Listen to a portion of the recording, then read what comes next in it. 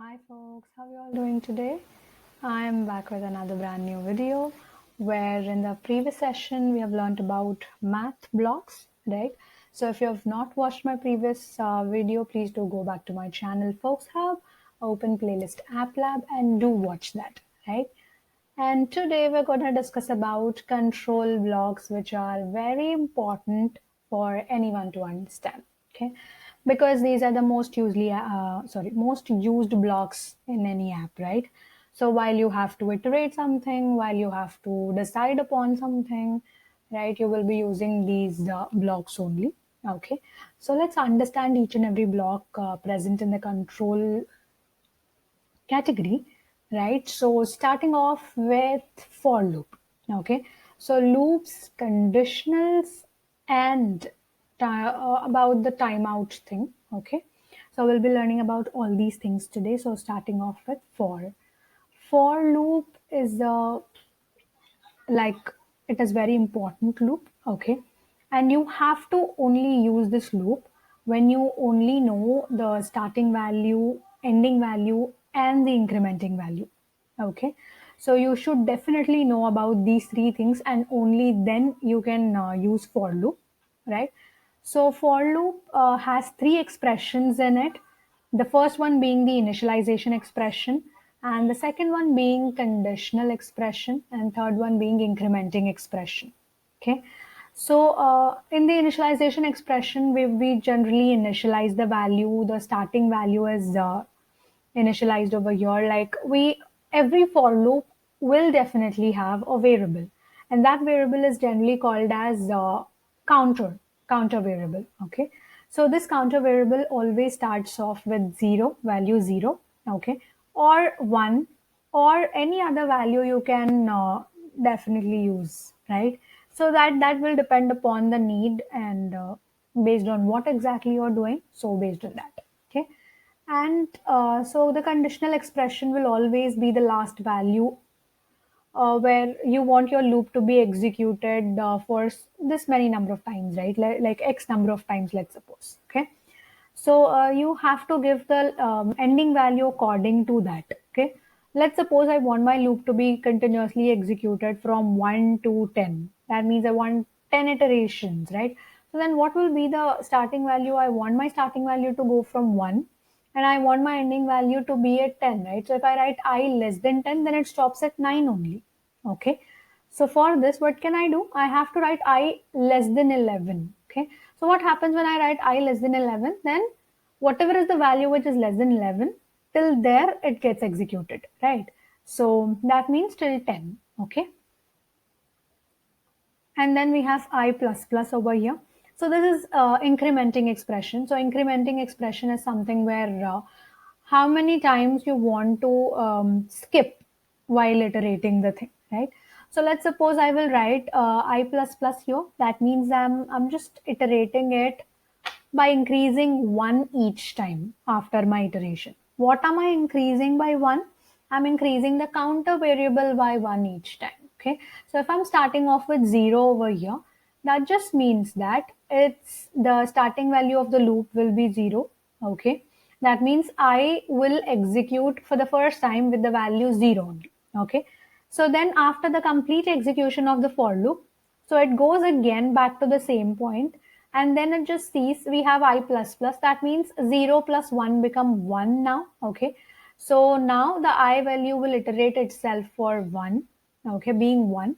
And then next 2 and then 3 and it stops here at 3. Why?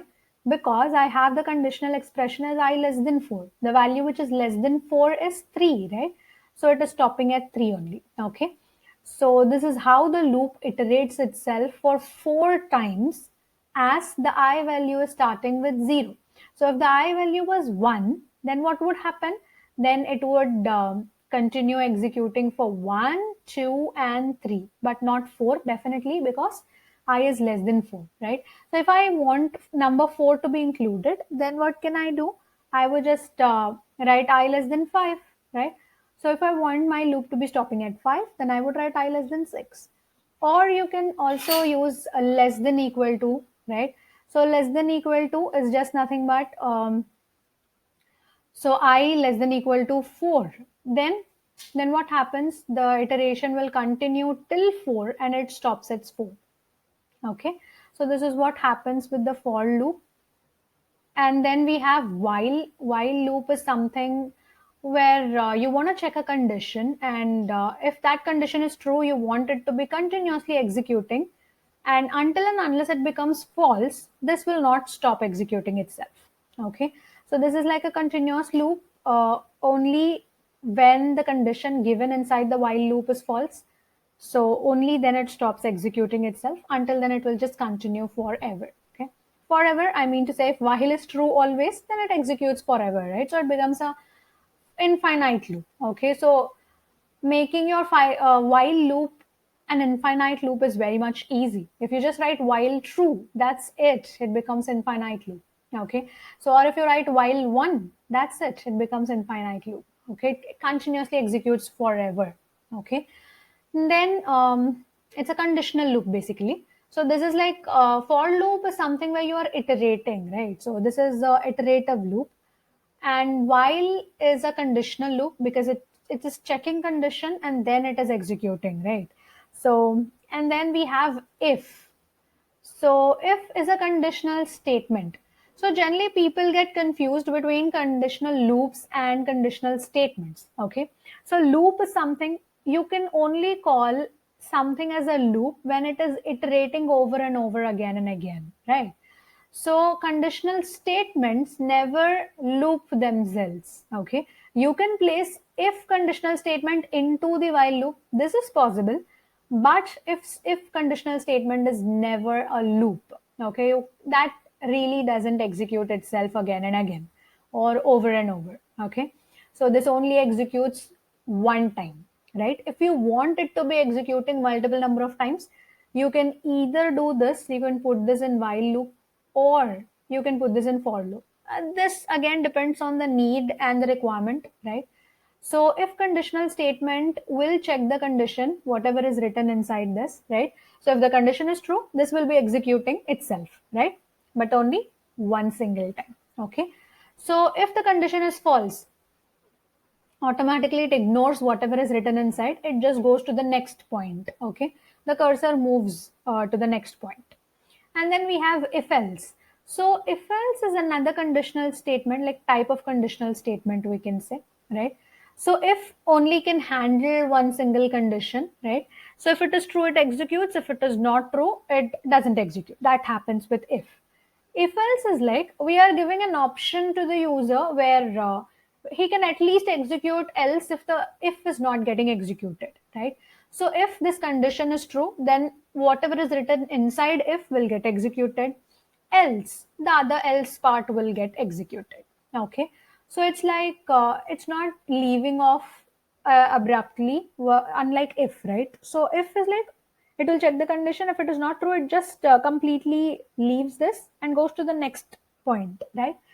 Unlike if else. So if else is like where if it is not executing if, definitely it should execute else. Okay, there's no other choice. Okay, and when you click on this plus icon over here, you can add else if. That means if you have multiple conditions to be checked, right?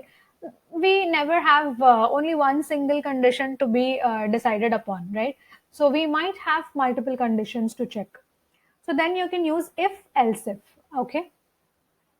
So if this is not true, then the cursor or the pointer goes here. It will check this condition in the else if.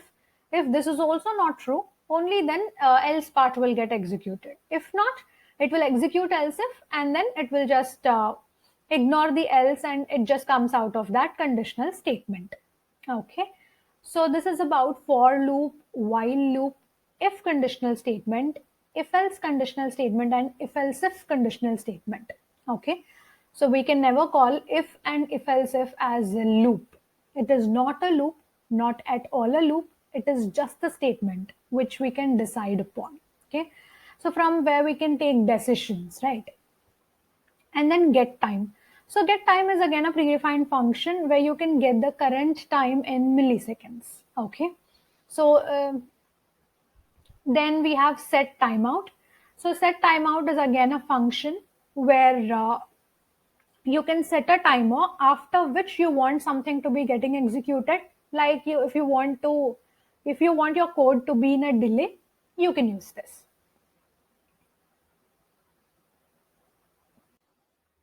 So set timeout is like a predefined function where you can set some time, right? So after that number of milliseconds, whatever you give, like if you give 5,000 milliseconds, that means it becomes 5 seconds, right? So if you want to execute something after 5 seconds, then you can use this kind of a set timeout function, right? So you can just say, like here I wrote 1,000, right? So 1,000 means 1,000 milliseconds, okay? So 1,000 milliseconds is equals to 1 second, right? So after 1 second, this particular function, whatever is inside the set timeout would get executed, okay? So this is like mostly set timeout function is used to set a delay for execution, right? So after this particular point of time, then it gets executed, okay? And clear timeout to clear this timeout, whichever is set, okay? And then timed loop. This is again something which is very useful.